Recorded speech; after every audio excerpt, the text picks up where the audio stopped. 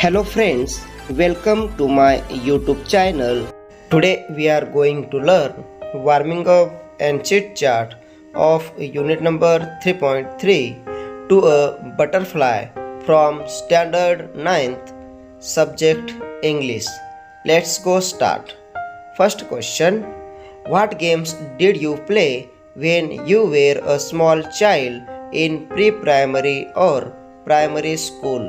तुम्ही पूर्व प्राथमिक किंवा प्राथमिक शाळेत लहान असताना कोणते खेळ खेळायचे?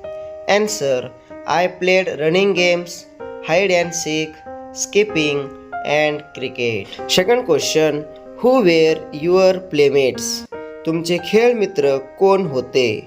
Answer, my playmates were my school friends and some children from my neighborhood. Third question, what do you remember best from that time? त्या काळातील कोणती गोष्ट तुम्हाला सर्वात जास्त आवडते? Answer, I remember playing happily with my friends, laughing a lot and having no worries. Next question, short poems. Use the following formats to write your own poems. खालील फॉर्मॅटचा वापर करून तुमच्या स्वतःच्या कविता लिहा. First example, first format, noun, noun plus verb, noun plus verb plus adverb, determiner, adjective plus noun plus verb plus adverb, exclamation, noun plus verb. या फॉर्मॅटनुसार उत्तर पाहूयात. Butterfly, flowers bloom, birds sing sweetly, the little garden glows brightly, wonderful, nature smiles.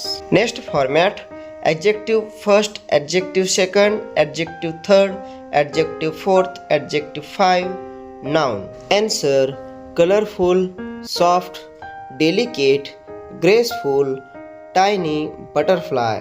वरील फॉर्मॅटचा वापर करून आपण direct answer पाहूयात.